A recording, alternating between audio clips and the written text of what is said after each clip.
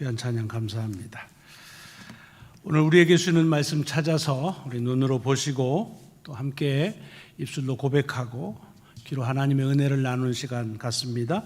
오늘은 요한복음 13장 말씀 중에서 2절 한 절의 말씀입니다. 요한복음을 통해서 함께 은혜 나누는 83번째 주일 요한복음 13장 2절 한 절의 말씀입니다. 우리 찾으셨으면 같이 한 목소리로 봉독하시겠습니다. 시작. 마귀가 벌써 시몬의 아들 가룟 유다의 마음에 예수를 팔려는 생각을 넣었더라. 아멘, 아멘. 우리가 봉독하고 선포하는 말씀이 언제나 하나님의 능력임을 믿으며 그 말씀의 능력을 믿는 모든 이들이 한 주간 주의 말씀의 능력에 이끌림을 받는 귀한 삶이 이어지시기를 먼저 주의 이름으로 축원합니다. 지금 주님께서는 이 세상을 떠나셔서 하나님 아버지에게로 가시는 때가 이른 줄을 아시고 지난주 1절에 보면 사랑하는 제자들을 끝까지 사랑하셨다. 영어의 다른 번역에 보면 highest degree라 그랬습니다. 사랑할 수 있는 어떤 단계가 있다면 최고의 단계, 깊이가 있다면 가장 깊은 단계, 높이가 있다면 가장 높은 그런 사랑을 하신다. 그런 말씀이 이제 13장 시작에 주어진 말씀입니다. 그런데 그 말씀에 이어서 2절에서는 그와 정반대의 말씀이 우리에게 주어져 있습니다. 이렇게 주님께서는 사랑하는 제자들을 최선을 다해 지고의 사랑을 한다는 그 말씀에 이어서 그 사랑을 받는 제자 중에 가룟 유다는 예수를 팔려는 생각을 했다는 얘기입니다. 여기서 판다는 말은 물건 판다는 의미가 아니라 배반한다는 뜻을 갖습니다. 그래서 예수님을 배반한다, 그런 생각을 갖는다는 겁니다. 굉장히 그림으로 보면 잘 안 맞는 퍼즐 조각과 같습니다.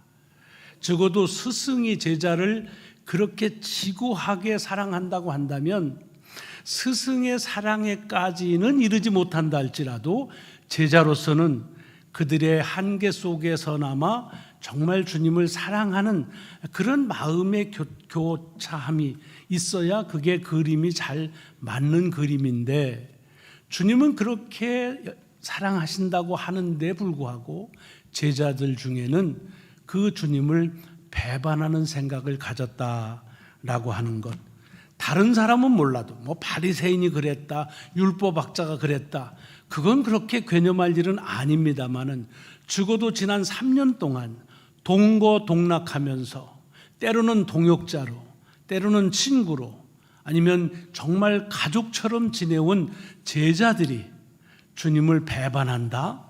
이거는 이럴 수는 없다 하는 생각이 먼저 들고 있습니다. 그런데 오늘 본문에서 요한은 이렇게 가룟 유다가 주님을 팔 생각을 했다고 하는 걸 가룟 유다 스스로 생각한 것이 아니라 사단이, 마귀가 그런 생각을 그의 마음에 집어넣었다라고 되어 있습니다.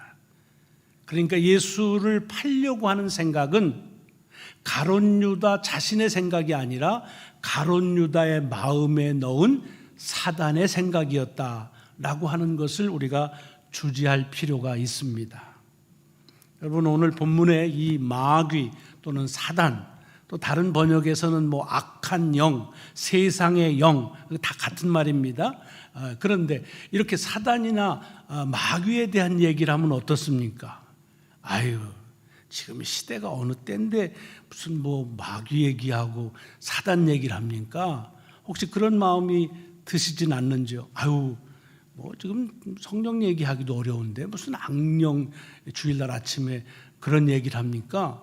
그래서 혹 마음속 재수 없어요, 그런 생각을 하시는 분은 안 계신지요? 요새 한국의 그 대통령 선거의 한 후보가 이런 문제 때문에 여러 가지 구설수에 오르는 것이 있습니다. 그리고 그것에 대해서 특별히 우리 교인들 가운데에는 도대체가 정신이 있나 없나, 지금이 어느 때인데 무슨 그런 마귀 귀신 얘기하고 있느냐, 그렇게 말합니다. 여러분, 오늘 본문 속에서 우리가 좀 이 사단, 마귀에 대해서 우리의 생각을 좀 다시 다잡을 필요가 있다는 생각을 갖습니다.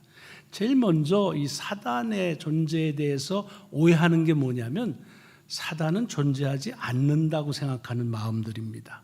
사탄, 마귀 이런 거 생각하면 아주 구시대적인 발상이라고 생각을 하고, 지금은 그런 얘기하면 안 되는 것처럼 얘기되어집니다.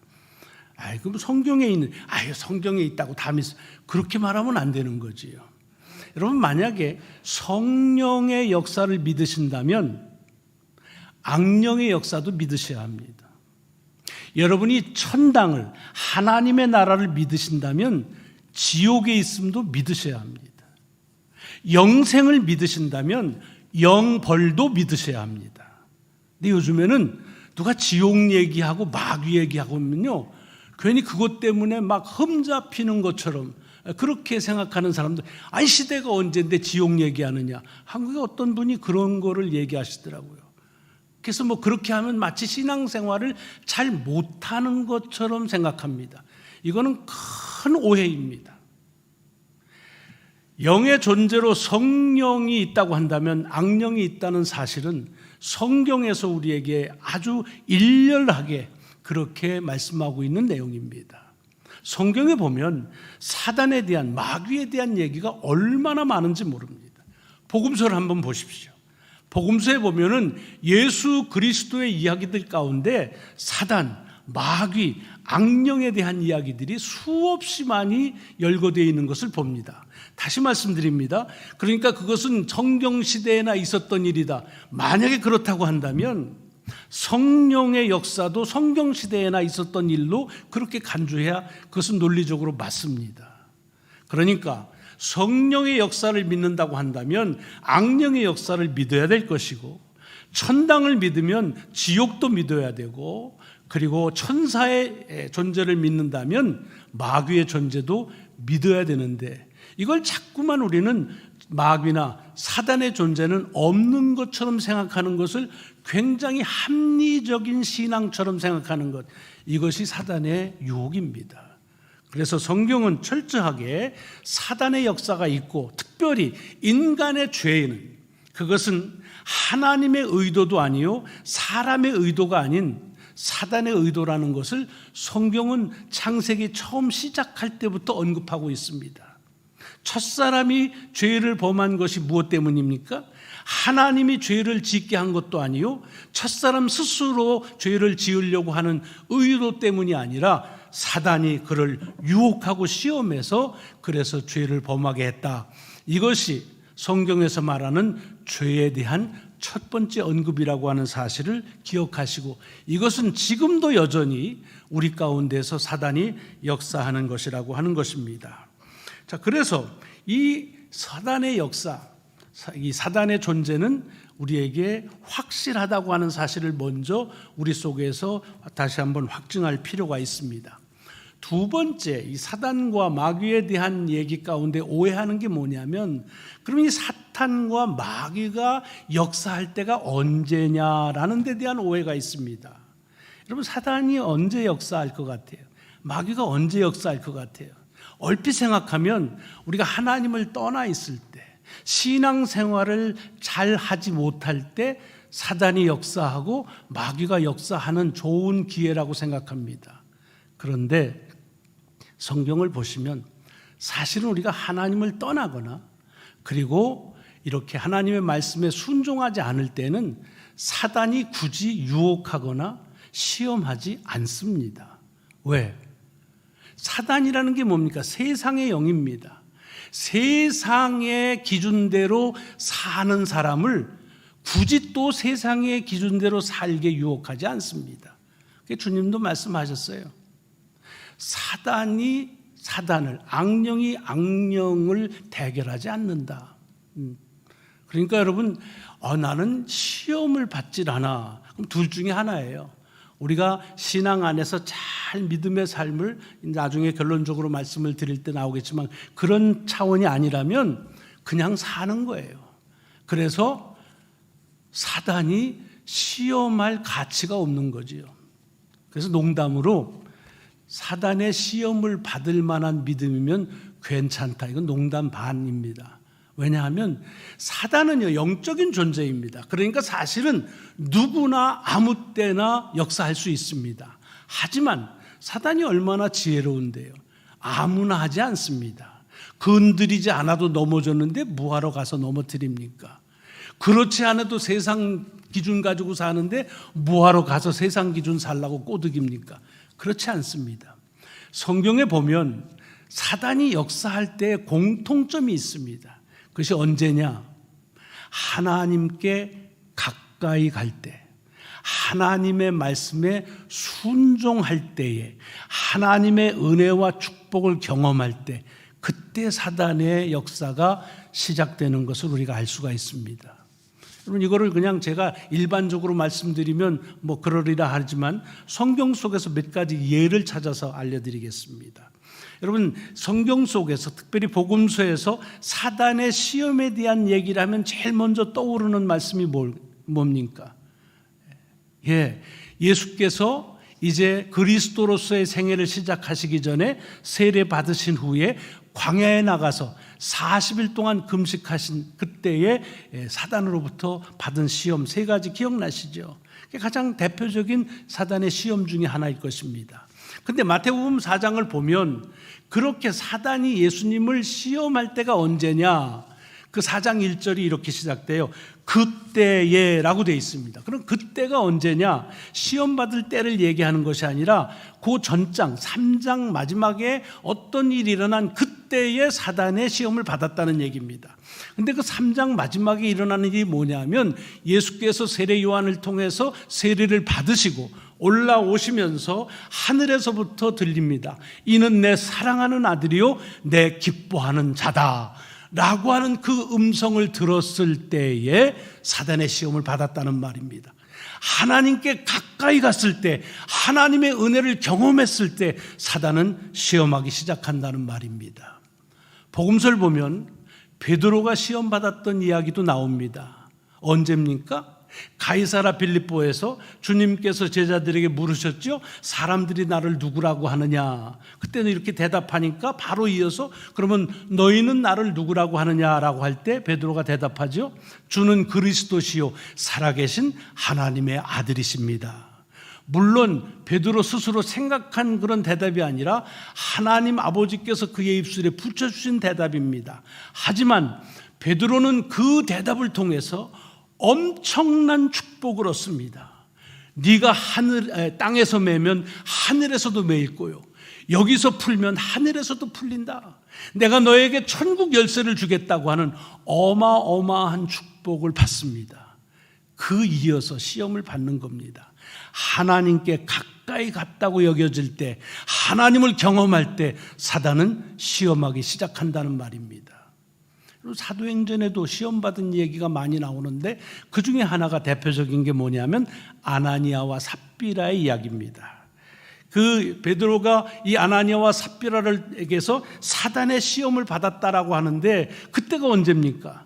아나니아와 삽비라가 자기의 재산을 팔아가지고 교회에 헌금해서 그걸 가지고 교회 공동체가 함께 나누기 위해서 그럴 때입니다.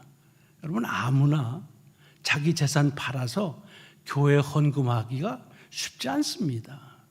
하나님께 가까이 갔을 때, 하나님의 은혜에 그렇게 동참할 때 사단은 시험하기 시작했다는 말입니다. 그래서 여러분, 사단의 역사를 하나님에게서 멀리 떠날 때나 하나님의 말씀을 듣지 않을 때 사단이 시험한다고 생각해요. 그건 사단의 시험의 결과입니다. 사단은 세상의 영이기 때문에 어떻게 하든지 우리로 하여금 하나님과 가까이 지내지 않고 하나님과 분리돼서 세상이 좋아하는 세상의 기준대로 살기를 원합니다. 그러니까 사실은 이 사단의 시험을 받지 않으려면 그러면 세상의 기준대로 살면 돼요. 혹시 그럴 마음 있으시면은 나는 하나님께 가까이 가면 사단에 시험 받는데 그럼 나는 가까이 안 갈래. 그런 생각이 있으면 그건 어리석은 생각입니다. 만약에 세상에서 좋아하는 기준대로 살겠다고 하면, 다시 말하면 하나님 없이 산다면 그게 답입니다. 그러면 시험 들지 않아요. 사단이 건들지도 않습니다. 그러나 우리는 하나님이 나를 지으신 목적대로, 하나님께서 행하라는 그 말씀대로 살려고 하는 일, 그렇기 때문에 하나님과 하나 되고자 하는 그와 같은 그런 신앙의 여정을 간다고 한다면 사단은 여지없이 우리를 향해서 시험한다고 하는 말입니다. 그래서 뭐라고 그래요? 가끔씩 돌아보시면 시험 당할 때 내가 좀 열심히 했더니 시험 드는 것 같아. 내가 뭐 이렇게 그냥 뭐 좀 잘해보려고 그러니까 시험 드나 봐. 잘해보려니까 시험하는 거예요. 가까이 가려고 하니까 시험하는 거예요.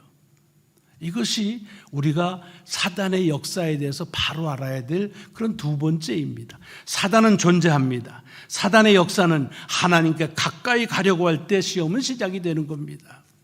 그 다음에 그러면 사단이 어떻게 우리를 시험하느냐, 세 번째 오해입니다. 여러분, 사단의 역사라고 생각하면 어떤 게 그려집니까? 보통은 이제 그 영화에서 사단을 영상화하려니까 막 이상하게 생기고 말이죠. 흉측하게 생기고 사악하게 생겼잖아요. 그래서 사단이 하는 일들은 다 어마무시하게 그렇게 그냥 죄스러운 것, 사악한 것들, 파렴치한 것들, 뭐 이런 것들을 생각합니다. 오해하지 마십시오. 사단이 만약에 우리에게 그렇게 사악한 것으로 들어오면 거기에 넘어갈 신앙인은 없습니다. 뻔한데요. 악으로 오는데 어떻게 그게 넘어갑니까? 그렇지 않아요. 그런데 사단은 언제 우리에게 시험하느냐 하면 우리의 생각, 우리의 마음이 이 세상에서 합당하다고 생각하는, 이 세상의 기준에서 이렇게 하는 것이 상식적이지 않겠느냐, 마땅하지 않겠느냐, 당연하지 않겠느냐 생각할 때 그 마음을 통해서 시작합니다. 이걸 제가 선언적으로 말씀을 드리지만 아까 드렸던 그 성경에 나오는 몇 가지의 시험받은 이야기들을 가지고 보면 금방 나옵니다. 주님께서 광야에서 시험을 받으셨습니다. 첫 번째 받은 시험이 뭐예요? 돌을 가지고 빵을 만들라는 겁니다. 무엇 때문에? 그때가 예수님이 40일을 밤낮으로 금식하셔서 줄이셨다고 되어 있습니다. 배가 고팠다는 거예요. 여러분, 배고프다고 하는 것은 뭐예요? 배부르고 싶고 먹고 싶은 것. 이건 너무나 상식적인 겁니다. 너무나 그것은 당연한 것입니다. 그래서 그것 가지고서 어프로치라는 겁니다. 이 세상을 구원하시기 오셨어요. 세상을 구원하는 데 있어서 세상적인 기준으로 말하면 뭐가 필요해요? 힘이 필요합니다. 권력이 필요해요. 사람들이 뭘 원하는지를 아는 것이 필요해요. 그래서 어떻게 합니까? 성전 꼭대기로 올라가고 그리고 높은 곳에 올라가서 천하만을 보여주면서 내가 이 모든 권한을 내게 주겠다라고 말합니다. 뭐가 이 세상을 살아가는 데 필요한지 잘 알고 그런 마음을 가질 때 사단은 그 마음을 이용하는 것입니다. 그렇기 때문에 사단의 유혹은 상당히 우리에게 설득력 있고 이해 가능한 것처럼, 그리고 당연한 것처럼 여겨질 때가 많이 있어서 속는 것입니다. 베드로 마찬가지입니다. 아까도 얘기했지만 베드로가 사단의 시험을 당할 때가 언제입니까? 주는 그리스도시요 살아계신 하나님의 아들이라는 고백을 했기 때문만은 아닙니다. 주님께서 그 이후에 당신이 죽으시는 얘기를 하십니다. 스승이 죽는다는 얘기를 하면 이 세상적인 기준에서 제자가 가져야 될 마땅한 생각은 뭡니까? 그런 일이 일어나면 안 됩니다. 우리가 살아도 그렇잖아요. 나 이제 다 살 거 다 살았어. 이제 나는 가면 돼. 그럴 때 맞아요. 권사님 가세요. 그래요? 그런 쓸데없는 소리 왜 해요? 그런 소리 하지 마세요. 막는 거. 세상의 이치, 세상의 상식, 세상에서 당연하게 여겨지는 바로 그 마음을 가지고 사단은 베드로를 시험하는 것입니다. 아나니아와 삽비라 마찬가지입니다. 아무나 재산을 해가지고 이 교회에 바치지 못합니다. 근데 그것을 다 바치려고 하니까 어떤 생각이 들어요? 상식적으로. 이거 다 바치고 나면 이 세상에 사는데 무슨 일이 일어날지 알아. 그러니까 좀 이머전시 펀드로 좀 비상금을 좀 챙겨놔야 될 게 아닌가. 너무나 자연스러운 계산이지요. 그렇게 다 바치면 어떡해. 괜히 나중에 교회에 폐가 돼. 그러니까 얼만큼은 떼어놓는 게 그게 상식이야 라고 생각하는 그 마음을 가지고 사단은 아나니아와 삽비라를 시험하는 것입니다. 가룟 유다 마찬가지입니다. 지금 이 가룟 유다가 어느 말씀과 연결되냐면 12장에서 나사로의 집에 가신 주님이 거기서 식사하실 때에 마리아가 향유를 가져와서 붓습니다. 그랬더니 이 요한은 그 일에 대해서 이 가룟 유다가 뭐라고 했는지를 분명하게 말하고 있습니다. 왜 낭비하는가? 이걸 가지고서 가난한 자를 위해 쓰면 얼마나 좋을 텐데. 여러분, 이런 일 지금도 많이 있습니다. 교회에서 무슨 뭐 이렇게 한다 그러면 아니 그것 가지고 불쌍한 사람들 나누지 왜 교회가 그거 가지고 허비하느냐, 이런 얘기 많이 합니다. 상식입니다. 세상적인 기준에서 전혀 틀림이 없습니다. 그리고 그것이 마땅한 것처럼 여겨지는 그 마음을 가지고 사단은 유혹하게 된다고 하는 말입니다. 그래서 이 사단의 유혹에는요, 우리의 생각을 가지고는 이길 수가 없습니다. 이 사단의 이 유혹에 대해서 견딜 수가 없습니다. 우리의 생각, 내 결단, 내 각오를 가지고 넘어지면 사단은 사단으로서의 역할을 못합니다. 그런데 그렇지가 않다는 거예요. 너무나 강력한 영적인 파워에다가 사람들이 이 세상을 살면서 상식적이라고 당연히 여기는 것을 가지고서 유혹하기 때문에 그래서 넘어지기가 쉬운 것입니다. 성경에는 이 사단의 유혹을 이기는 것이 참으로 어려움을 말하고 있습니다. 아나니아와 삽비라가 그래서 삶을 마칩니다. 베드로가 사단아 내 뒤로 물러가라는 그런 큰 책망을 받습니다. 단 한 번 이 사단의 유혹에 대해서 넉넉하게 이기신 이가 있는데 그가 바로 예수 그리스도이십니다. 여러분, 예수 그리스도께서 사단의 유혹을 받아서 세 가지의 그런 거절할 수 없는 그런 유혹에서 어떻게 이기셨습니까? 예수님은 당신의 생각을 가지고 사단의 생각을 이기신 것이 아닙니다. 돌로 빵을 만들라고 그럴 때 어떻게 말씀하셨습니까? 신명기에 나오는 말씀으로 대답하셨습니다. 사람이 빵으로만 사는 것이 아니요 하나님의 입에서 나오는 말씀으로 사느니라. 이거 주님이 하신 말씀 아니에요. 하나님께서 이미 주신 말씀으로 대항하는 겁니다. 주 너의 하나님을 시험하지 말라. 오직 여호와 하나님만을 경배하라. 이 세 번의 대답이 모두가 다 신명기에 기록되어져 있는 하나님의 말씀을 가지고 이 사단을 대응하고 그 일로 인해서 주님을 향하여 사단이 아무런 힘을 발휘하지 못했다는 사실을 우리는 알 필요가 있습니다. 여러분, 지금도 여전히 사단은 존재하고 있을 뿐만 아니라 사단은 지금도 우리가 하나님께 나아가려고 할 때, 하나님을 가까이 하고 하나님의 은혜와 하나님의 사랑을 경험할 때를 놓고서 시험하려고 할 때가 많습니다. 그리고 사단은 아무런 그 허무맹랑한 것으로, 사기로 또는 뭐 이렇게 사악한 것으로 우리를 유혹하지 않습니다. 대단히 세상적으로 합리적인 것 같고 세상에서 다 상식적이라고 생각하는 그 마음을 가지고 유혹합니다. 그래서 사단의 유혹에, 사단의 시험을 견디기가 어렵다는 말입니다. 오직 한 번, 예수 그리스도께서 우리에게 보여주신 본처럼 하나님의 말씀을 통해서만 사단의 그 능력을 제압할 수 있고, 그리고 그 사단의 능력에 승리할 수 있다고 하는 사실입니다. 그래서 주님께서는 당신께서 이 땅을 떠나서 하나님 나라에 가시면서 하신 말씀이 내가 보혜사 성령을 너에게 보내리니 그가 오면은 내 말을 기억나게 하리라, 내 말을 생각나게 하리라. 오늘 말씀으로 하면은 성령께서 우리 안에, 우리의 마음에 하나님의 생각을 넣어줄 것이라고 하는 말씀입니다. 여러분, 이것을 빌립보서에서 바울은 뭐라고 말합니까? 염려하는 그런 시험에 들 때에 감사하며 하나님께 아뢰라, 하나님께 주목하라. 그리하면 모든 지각에 뛰어난 하나님의 평각이 뭐를 지켜요? 우리의 마음과 생각을 지키시리라.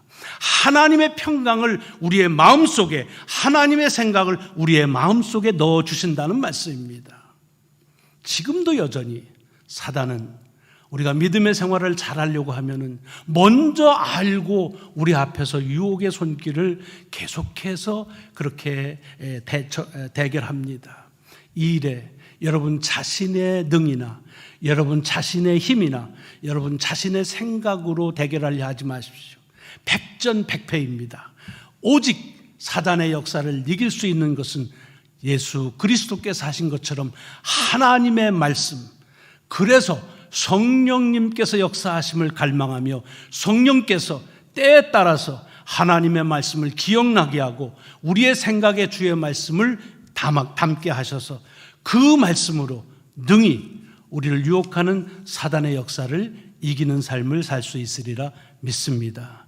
오늘 본문 속에서 우리에게 지금도 여전히 횡행하는 사단의 역사에 휘둘리지 아니하고 주의 말씀 안에서 든든하게 주의 역사와 은혜를 경험하며 사는 귀한 삶을 살라는 주의 음성을 이 말씀을 통해 듣고 이를 감사하면서 또 한 주간을 능히 승리하는 삶을 사는 저와 여러분 되시기를 주의 이름으로 축원합니다.